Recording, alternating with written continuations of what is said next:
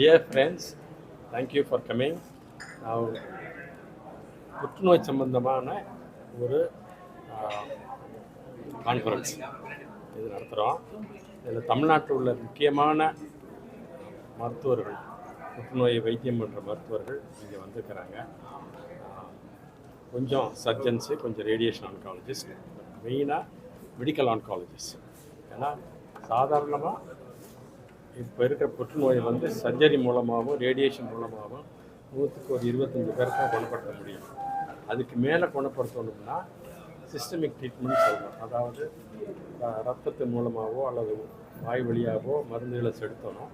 அப்படி பண்ணி தான் இப்போ 70-80 பேரை நம்ம குணப்படுத்துகிறோம். ஆக இந்த மெடிக்கல் ஆன்காலஜிஸ்ட் வந்து இப்போ ஒரு 50 வருஷமாக பெரிய அளவில் டெவலப் ஆகிருக்கு. டே டு டே புதுசாக மருந்துகள்லாம் வந்துருக்கு. ஸோ பொதுவாகவே டாக்டர்கள் வந்து அவங்களுடைய மருத்துவ அறிவை அவங்க அப்பப்போ புதுப்பிச்சுக்கிட்டே தான் இருக்கணும்.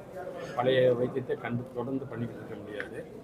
ஆனால் புற்றுநோய் வைத்தியத்தில் இன்னும் அதிகமாக அதை பண்ணணும். பழைய வைத்தியத்தை மறந்து புது வைத்தியத்தை அவங்க ஞாபகம் வச்சுக்கிட்டு அதை பண்ணணும். நிறைய வைத்திய வசதிகள் வந்துருச்சு. வெறும் கீமோதெரப்பி மட்டும் இல்லாமல் டார்கெட்டட் தெரப்பின்னு சொல்லி புற்றுநோய் திசுக்களை மட்டும் கொள்கிற மாதிரி உள்ள மருந்துகள், அதுபோக நம்முடைய எதிர்ப்பு சக்தியே பூஸ்ட் பண்ணி இம்யூனோதெரப்பின்னு சொல்கிறோம். புற்றுநோயை அழிக்கிறதுக்கான புது மருத்துவ வசதியெல்லாம் வந்திருக்கு. இது சம்மந்தமாக பேசுகிறதுக்கு தான் இப்போ இந்த 1.5 நாள் இந்த கான்ஃபரன்ஸ் நடத்துகிறோம். கிட்டத்தட்ட தமிழ்நாட்டில் உள்ள அவ்வளவு புற்றுநோய் மருத்துவர்களுமே வர்றாங்க. இன்னும் ஈவினிங்கெல்லாம் இன்னும் வருவாங்க. இதனால் பொதுவாக இது பரவலாக தமிழ்நாடு முழுவதும் மக்களுக்கு ஒரு லேட்டஸ்ட்டு மருத்துவ அறிவு அவங்களுக்கு போகும். அதனால் மக்களுக்கு நல்ல பயன் ஏற்படும்.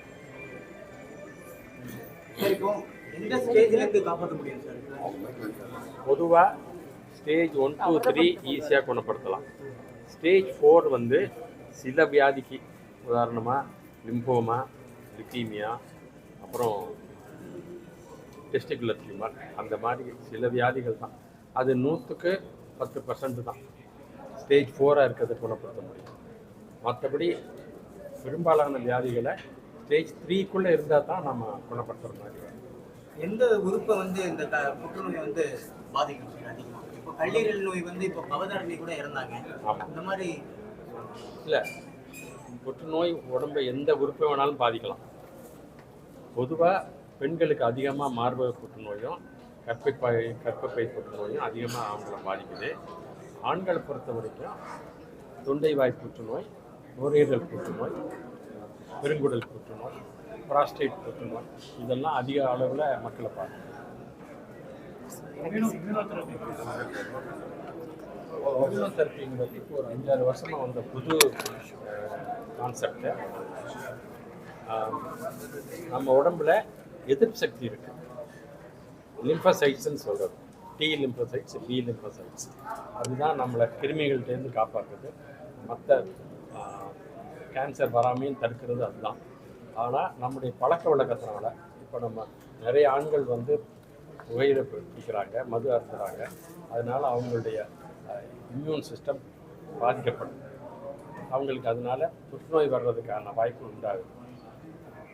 ஆக இந்த இது வந்து நம்முடைய எதிர்ப்பு சக்தியை பாதிக்குது. அந்த புற்றுநோய் அந்த எதிர்ப்பு சக்தியை வந்து பழையபடி ஆக்டிவேட் பண்ணி புற்றுநோயை கொல்றதுக்கு தான் இந்த இம்யூனோதெரப்பி. அந்த டி செல்ஸை வந்து பிளாக் ஆகியிருந்த டி செல்ஸை அன்பிளாக் பண்ணி ஆக்டிவேட் பண்ணி புற்றுநோய் செல்களை அழிக்கிறது தான் இந்த இம்யூனோதெரப்பி. பெரிய அளவில் வந்துட்டு ரொம்ப முற்றின நிலையில் இருக்கிறவங்க கூட இந்த வைத்தியத்தினால குணமாகிறதுமான ஒரு வாய்ப்பு இருக்குது. முக்கியமாக இப்போ கல்லீரல் புற்றுநோய் பற்றி நீங்கள் கேட்டிருக்கீங்க. அதுக்கு முக்கியமான வைத்தியம் ஆரம்ப நிலையில் இருந்தால் அறுவை சிகிச்சை மூலமாக பண்ணலாம். அடுத்த ஸ்டேஜ் போயிடுச்சுன்னா இந்த இம்யூனோதெரப்பி கொடுத்து அதை சுருங்க வச்சு அறுவை சிகிச்சை பண்ணி குணப்படுத்தலாம். ரொம்ப முத்தி போனால் தான் கஷ்டம். ஸோ அப் டு ஸ்டேஜ் 3 வரைக்கும் இதை குணப்படுத்தக்கூடிய ஒரு வாய்ப்பு இப்போ வந்து.